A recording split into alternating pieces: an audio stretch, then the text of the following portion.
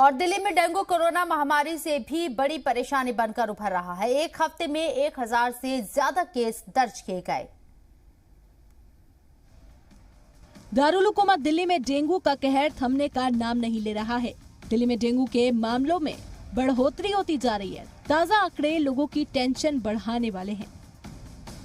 पिछले एक हफ्ते में दिल्ली में डेंगू के 1000 से ज्यादा मामले दर्ज किए गए। एक हफ्ते में दिल्ली में डेंगू के 1148 केसेस सामने आए। साथ ही यहाँ डेंगू के कुल मामले 8000 के आंकड़े को पार कर गए। दिल्ली में डेंगू के अब तक 8276 मामले दर्ज किए गए। डेंगू से अब तक 9 लोगों की मौत हो चुकी है।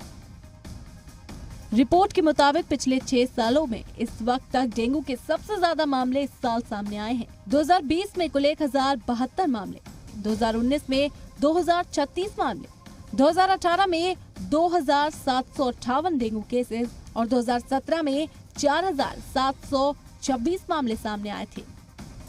दिल्ली में डेंगू का कहर है। हालांकि गनीमत यह है कि पिछले 3 हफ्तों के दौरान किसी भी शख्स की मौत डेंगू से नहीं हुई है। वहीं दिल्ली में चिकनगुनिया के 89 और मलेरिया के 167 केसेस सामने आ चुके हैं। ब्यूरो रिपोर्ट, जी मीडिया।